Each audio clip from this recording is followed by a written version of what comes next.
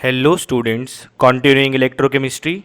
आज के इस लेक्चर में हम बात करने वाले हैं Nernst equation.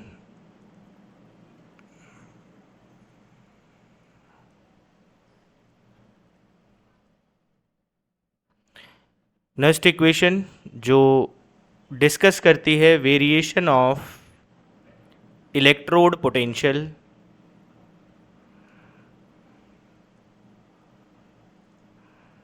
with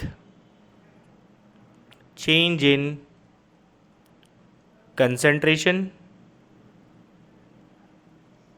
partial pressure and temperature। तो बेसिकली अभी जो हमने स्टैंडर्ड इलेक्ट्रोड पोटेंशियल कैलकुलेट किया था वो हमने स्टैंडर्ड कंसंट्रेशन पे किया था, दैट इज़ 1 मोलर, और स्टैंडर्ड टेम्परेचर पे किया था, दैट इज़ 25 डिग्री सेल्सियस, और स्टैंडर्ड प्रेशर पर किया था, दैट इज़ 1 atm। अब हम डिस्कस करने वाले हैं कि अगर हम कंसंट्रेशन को चेंज करते हैं तो इलेक्ट्रोड पोटेंशियल पे कितना फ़र्क पड़ता है। तो let us consider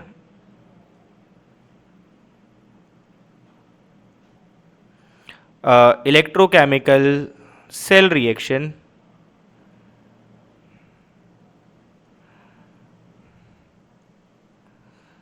AA plus BB give rise to CC plus DD। अब हम जानते हैं अकॉर्डिंग टू थर्मोडायनेमिक्स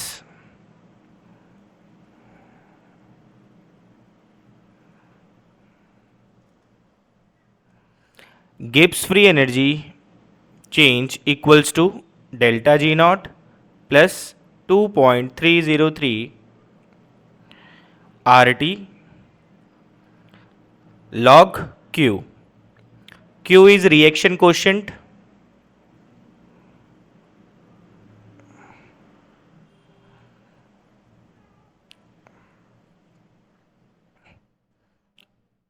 अब हम जानते हैं delta G is also equals to minus NF E cell, standard Gibbs energy is also equals to minus NF E naught cell equals to plus 2.303 RT log Q। यहाँ से अगर हम minus NF common ले लें तो हमारे पास क्या बचेगा, E naught cell plus minus 2.303 RT by NF log Q minus NF E cell, minus NF से माइनस NF कैंसल आउट हो जाएगा, तो we are left with E cell equals to E naught cell minus 2.303 RT by NF log Q। यहाँ पर अगर हम R की बात करें तो R क्या है, यूनिवर्सल गैस कांस्टेंट, जिसकी वैल्यू फिक्स है 0.082 atm लीटर पर मोल केल्विन। और F की बात करें तो F is Faraday, that is charge on 1 mole electron, 96500 coulomb fix value है। और T टेम्परेचर है 25 degree Celsius, that is equals to 298 kelvin. अगर इन सारे कांस्टेंट्स को यहाँ पर पुट कर दिया जाए 2.303 R T बाय F, इसको सॉल्व करके हमारे पास एक वैल्यू बनती है दैट इज 0.059। तो आप इस इक्वेशन को रिड्यूस कर सकते हैं, E cell equals to E naught cell minus 0.059 by N log of Q।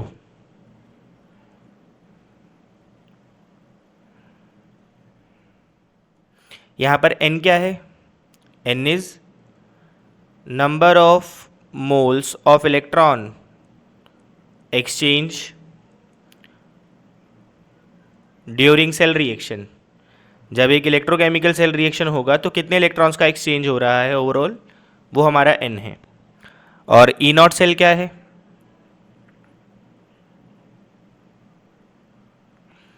तो ई सेल क्या है हमारा, ई सेल है non standard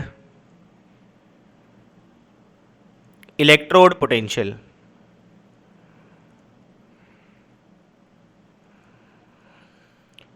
equals to E naught cell. जो स्टैंडर्ड कंडीशंस पे कैलकुलेट किया जाता है वो है E naught cell, that is called standard cell potential, जिसका फॉर्मूला था E naught cathode minus E naught anode.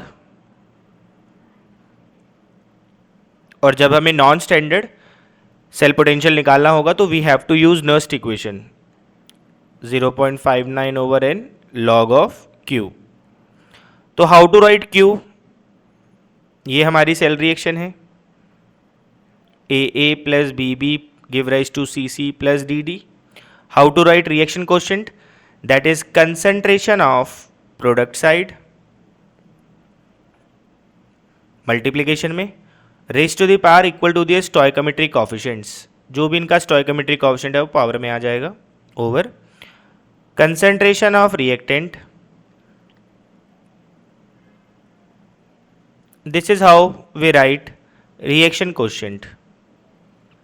तो आपका ओवरऑल जो नर्स्ट इक्वेशन बनने वाला है वो क्या बनने वाला है, E cell equals to E naught cell minus 0.059 over n log of concentration of C power C, concentration of D power D over concentration of A power A, concentration of B power B।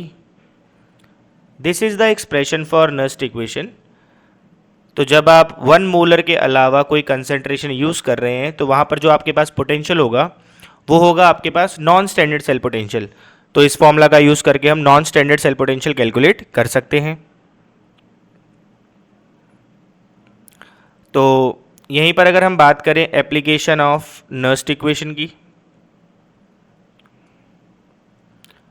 Nernst equation हम कहाँ use कर सकते हैं,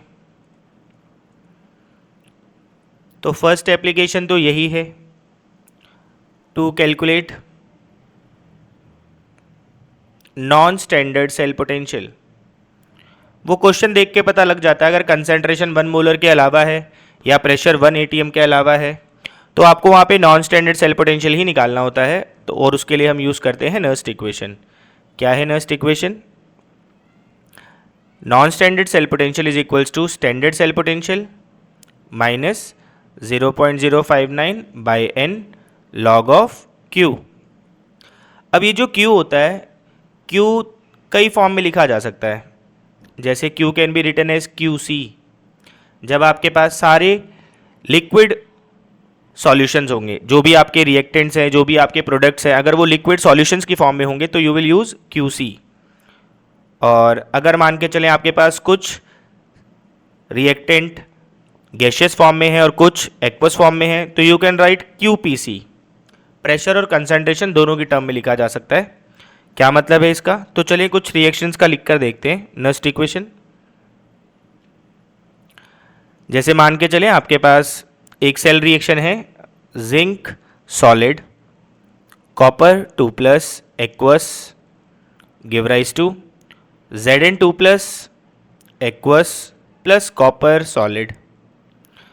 तो अगर आप इसके लिए नर्स्ट इक्वेशन लिखना चाहे तो वो क्या होगा, E cell non standard cell potential equals to E naught cell. E naught cell आप कैलकुलेट कर सकते हैं कैसे, ई नॉट सेल निकालने का फॉर्मूला होता है that is SRP of cathode side minus SRP of anode side. ये लास्ट क्लास में बताया गया है कि कैसे डिसाइड किया जाता है कि कौन कैथोड है और कौन एनोड है, तो इसके लिए आप पिछला लेक्चर देख सकते हैं, उसमें इसके क्वेश्चंस भी करवाए गए हैं। Minus 0.059 by n log concentration of product side. आपके पास यहाँ पर है जिंक आयन और यहाँ पर आपके पास है copper solid over copper 2+ into concentration of zinc. अब ये जो हमारे पास प्योर सॉलिड्स होते हैं, लाइक कॉपर प्योर सॉलिड है यहाँ पे, जिंक प्योर सॉलिड है यहाँ पे, तो इनका एक्टिव मास कांस्टेंट माना गया है। तो एक बात यहाँ पे नोट करेंगे कि active mass of pure solids is taken as 1 unity. तो इसका मतलब ये है कि अगर आपके पास प्योर सॉलिड्स हैं तो आपको उसको कंसिडर करने की ज़रूरत नहीं है। तो आपका फॉर्मूला क्या बनकर आ जाएगा, E naught cell minus 0.059 by n log of concentration of Zn2 plus over concentration of copper 2 plus. तो ये आपके पास हो जाएगा नर्स्ट इक्वेशन। एक और लिख कर देखते हैं, जहाँ पर आपके पास गैशियस रिएक्टेंट होंगे, लाइक आपके पास है H2 plus copper 2 plus give rise to 2H plus copper. ये आपका गैशियस फॉर्म में है, ये आपका एक्वस है, ये भी आपका एक्वस है, और ये है सॉलिड फॉर्म में। तो कैसे लिखेंगे आप इसका Nernst equation, non standard cell potential equals to E naught cell minus 0.059 by N log of, अब ये आपके पास एक्वस फॉर्म में है तो concentration of H plus, stoichiometric coefficient power में चले जाएंगे, प्योर सॉलिड है तो लेने की ज़रूरत नहीं है इसको, ओवर ये आपका गैशियस फॉर्म में है तो इसका लिया जाएगा partial pressure of hydrogen gas, और ये आपके पास एक्वस फॉर्म में है तो इसकी ली जाएगी कंसंट्रेशन ऑफ कॉपर 2 प्लस। तो ये आपके पास हो जाएगी Nernst equation for reaction involving gaseous and liquid substance. तो इस तरीके से आप नर्स्ट इक्वेशन का यूज करके non standard cell potential calculate कर सकते हैं। यहीं पर आप नर्स्ट इक्वेशन का यूज करके कैलकुलेट कर सकते हैं equilibrium constant, calculation of equilibrium constant from Nernst equation. तो क्या है नर्स्ट इक्वेशन आपके पास, Nernst equation is E cell equals to E naught cell minus 0.059 over N log of Q. अब आपको पता है कि अगर इक्विलिब्रियम अटेन हो चुका है तो सेल पोटेंशियल कितना जनरेट होगा, मतलब जितना रिएक्शन फॉरवर्ड जा रहा है उतना बैकवर्ड आ रहा है, तो सेल पोटेंशियल कितना हो जाएगा, 0। और reaction coefficient is changed by equilibrium constant, Q become K at equilibrium. अब ये Kc भी हो सकता है, ये Kpc भी हो सकता है, डिपेंडिंग कि आपके रिएक्टेंट और प्रोडक्ट कौन सी स्टेट में है। तो ई सेल आपके पास 0 आ गया है, E naught cell minus 0.059 over N log of K, K is what, equilibrium constant. तो यहाँ से अगर हम इसको रिड्यूस करें तो we will get E naught cell equals to 0.059 over N log of K. तो यहाँ से हमारे पास लॉग के किसके इक्वल आ जाएगा, that is N E naught cell over 0.059, और यहाँ से के हो जाएगा आपके पास, लॉग इधर जाएगा तो क्या हो जाएगा, anti log n E naught cell over 0.059। यहाँ से आप कैलकुलेट कर सकते हैं equilibrium constant. This is the formula for calculation of equilibrium constant from Nernst equation. Third application है आपके पास calculation of non standard cell potential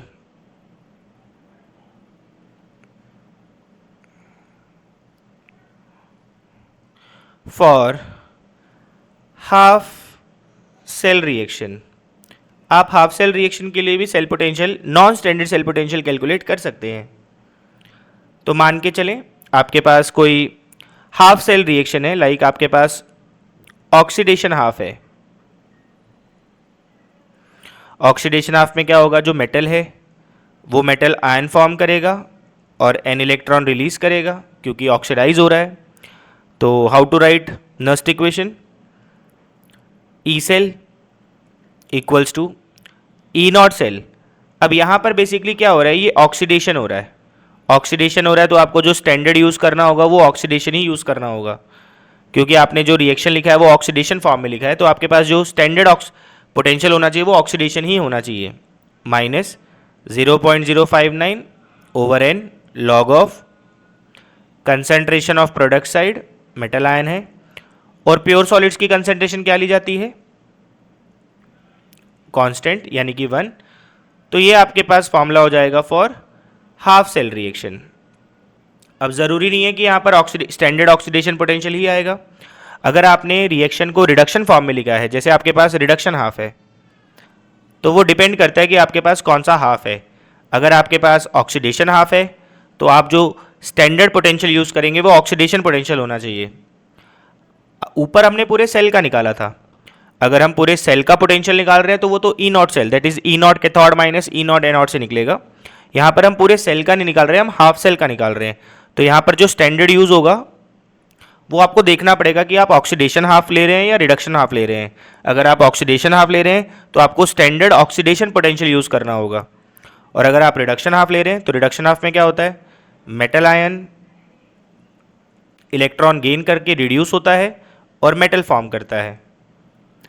तो यहाँ पर आपके पास जो नॉन स्टैंडर्ड पोटेंशियल आने वाला है वो रिडक्शन पोटेंशियल ही होने वाला है। Non standard reduction potential equals to क्या लेंगे यहाँ पे, standard reduction potential minus 0.059 over N log of pure metal की कंसंट्रेशन क्या लेनी है, 1 over concentration of metal ion. इस तरीके से आप हाफ सेल का रिडक्शन पोटेंशियल देख सकते हैं। This is all about how to apply Nernst equation on complete cell, on half cell, and how to calculate equilibrium constant from Nernst equation. Thank you.